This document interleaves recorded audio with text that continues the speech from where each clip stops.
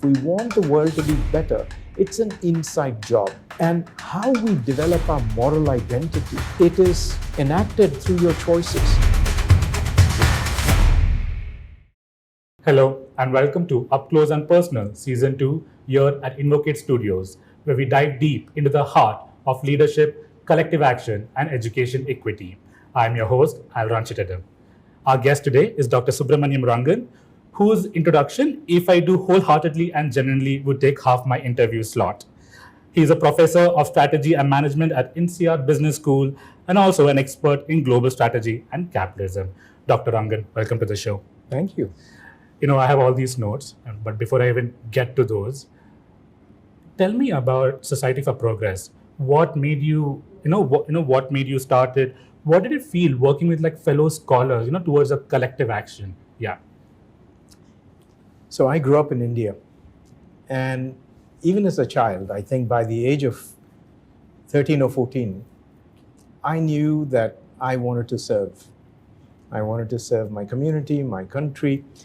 Eventually, that particular dream, I actually wanted to join the Indian Army. Oh, wow. I was even selected to be a paratrooper. But for a variety of reasons, as life happens, that did not pan out. And I ended up going west to the United States, where I studied and lived and worked and studied some more. And eventually I was coming back to India, after 15 years. And then stopped in Europe for a couple of years, which has now become much more than that. But this keenness to kind of see, growing up in India, we still joke that India is a country of contradictions. Now, that's very cute and cliched, but the reality is that all the world is becoming a country of contradictions. We are living a paradox, the best of times and the worst of times. And a lot of people are living in anxiety and anger. Right. So even though we are much richer today than we were 20, 30, 40, 50 years ago, how can we kind of explain this anger and how can we explain this anxiety? Further, what can we do about it? So what I came to realize is we have two big engines that drive countries and the world forward: business and government. I work at a business school, and business is really important in driving so much of what we experience, especially when it comes to prosperity, but also what we would call progress. And I could see in India, my father worked at Tata's. That had a huge influence on me. And I saw how a company can not only work for income, but also work for impact. Right. But this was not in the business model. Correct. This was not in the economic theory, and it was not what we were teaching our business school students. Right. They had only one goal, which was income or corporate performance. And what had happened was that single-mindedness led to the neglect, unintentional neglect of a lot of other things. And we need to, it's got to be an inside job. We cannot afterwards go to government and say, you please repair the society. This has to be co-produced. Income and impact have to be co-produced. Right. But for that co-production, it's not just that we need more Tatas. That would be focusing on practice. All of us need to be a little bit Tata. Right. That means paradigm. And that paradigm kind of says, well, the research is very important. And for research, you need to work with scholars, especially something as intricate as the economy. Right. Is like a Swiss watch. It's super complicated. A well-oiled Swiss watch is hundreds of parts that have kind of been designed over the years and decades and centuries. The economy is like that. If you want to improve the economy, you really need to understand how the little mechanisms work. Where can you make the spring better or the gears better, etc. And this led to the realization, A, I need to work with others, preferably people who are way smarter than me. And have also reflected very deeply on what is the economic system, how do we kind of improve it, what is the purpose of this, etc. Then if you want to bring progress, not only performance, then it becomes clear that progress is a philosophical idea, is a moral idea. Right. It's not just a technical idea, it's not a financial idea, it's not an economic idea. So hence we brought in, I reached out to philosophers, and we brought in philosophers into this community, so social scientists. So basically we are human scientists. Correct. And because the economy is self-produced by us, for us, but the economy has to also serve society. And how can we do this not just by more and more regulation, but better and better education? Correct.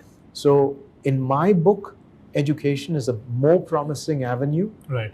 to bring about a better world than making things and then regulating and so on. So this is what led to kind of the realization we need to work at the paradigm level.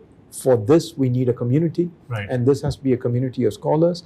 It has to be people who are extremely well regarded, people who have understood the complexity and are nevertheless open to contributing to its evolution. We don't need a revolution.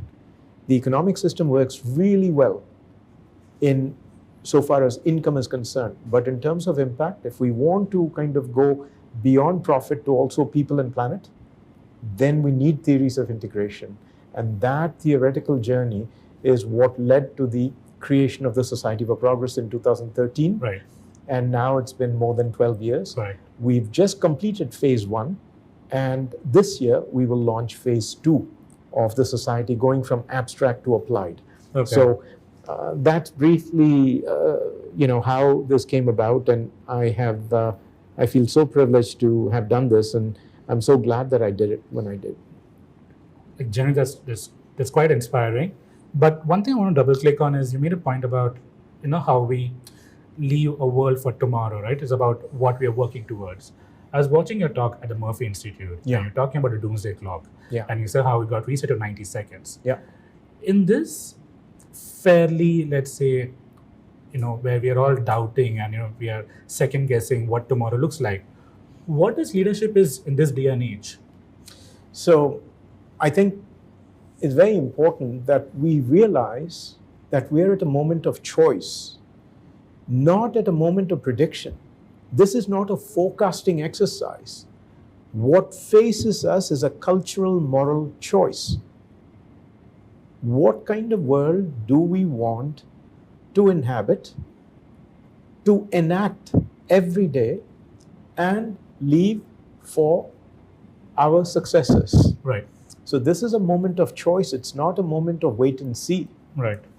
And so leading has to be about choosing.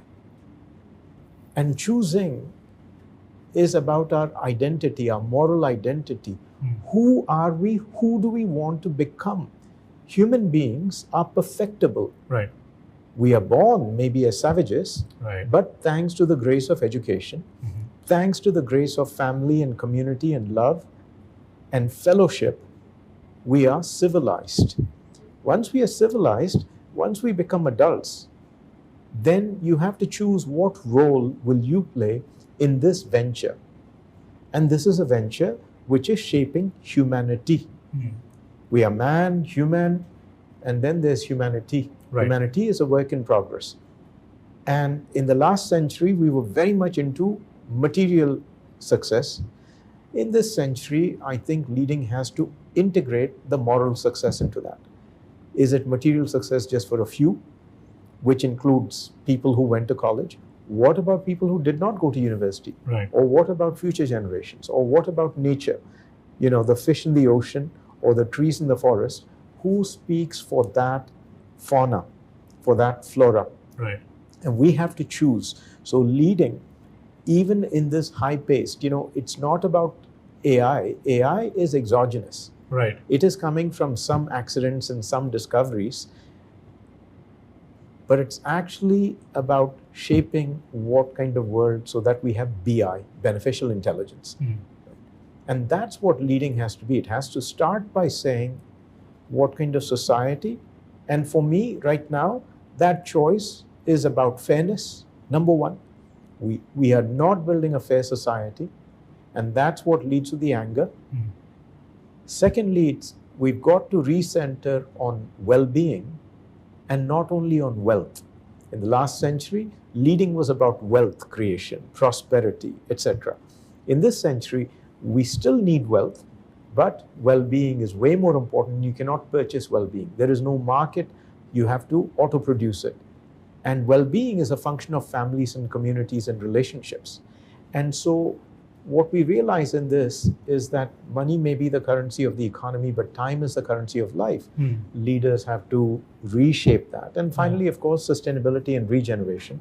So leading today is about choosing that dream, which is going to include impact in not only income, which is going to include impact in an inclusive way for present and future, humanity and nature, market and society, etc. It's that integration that leading should be about.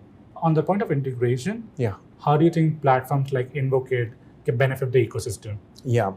So InvokED and Shiksha more broadly is a fantastic example of how choosing works. So at INSEAD now, about 2-3 years ago, we started a new course called C2C, which is choosing to care and caring to choose. So we want to teach, firstly, we want to make MBA into Master of Better Alternatives. Now, to make better alternatives, you have to choose to care. Right. Shiksha is an exemplar of choosing to care and then caring to choose. They've chosen education. Now, then you need to endure. You need to kind of stick with that because these are hard challenges. And what Shiksha and InvokED has shown us is if you can create a platform, a two-sided kind of market where all are welcome, where you kind of say, this is the agenda, this is the issue. The dream is education, better education, more inclusive education, more fun education, and InvokED then assembles a community. It convenes, it connects, and it enables contribution. Partly by bringing funding models, partly by bringing, inspiring models, partly by kind of celebrating and honoring role models. So this is what Shiksha and InvokED do, and it's absolutely phenomenal that it becomes this, recharging station. It's like it's not a parking space; it's a charging space. To me, this is a charging space, and it's renewable energy, and it's clean energy, and it's energy that we need. And then we take this energy back, and then we use that in our own communities. I may go back in my research. I mean, I cancel things to be here, and I'm so glad I'm here. And when I see the energy in that room, when I see the engagement in that room, that's really exciting. So that's a great analogy. I mean, I'm just playing that in my head again.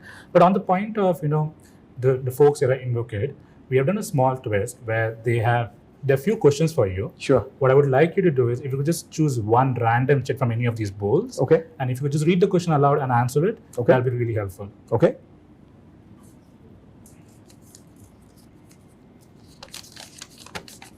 If you had to give a TED talk on something outside your expertise, what would it be? Wow, that's a tough question to give a TED talk outside my expertise. I would say the following. If I could, I've spent the last years kind of studying different things. I studied economics, I studied sociology, I studied psychology, studied philosophy. But I'd love to go back and kind of study and give a talk on character. I was trained in political economy, and all the education that I had was about competence. But what I see now is that the people who make a difference in the world, a positive difference, are ones who have character, which means they care, they are committed, they have courage. And I would love to give a TED talk on A, what is character? B, is character inculcable? Can we educate? People are confident that they can teach competence, Right. but they're not so sure that we can teach character. They think it's a talent that people have. Some people have good character, some people don't. Right. I'd like to believe that character is just another skill Right. that we can teach, Right. and that if we want to make masters of better alternatives, etc., if we want the world to be better, it's an inside job. And how we develop our moral identity, because character is about your identity, Right. and it is enacted through your choices. What are the choices you make? Is it always for yourself and for your family, or do you have a broader notion of caring? This is called non-relational caring. Can you care about people and places that you don't have relations with? The fish in the ocean, the unborn future generations, the migrants, the people who may lose their jobs to trade or technology. I don't need to have relations, but I can learn this kind of caring. So to me, how do we help our young people, and especially leaders, to construct their moral identity, not discover? It's an inside job. It's an auto production. And initially, your choices shape your identity. Eventually, your identity will shape your choices, Right. and this is the reinforcing loop. Right. So this is what I'd like to give a TED talk on. Which goes back to your original point about choosing to care. Correct. Just to close this off, if you could just give, a hope for tomorrow, or a few words on a hope for tomorrow, future for tomorrow, what does it look like for a young audience who are watching? What would it be? My hope is, I'm very optimistic, firstly, not just hopeful. Yeah. But I do think that there is a risk that things get much worse before they get better. Right.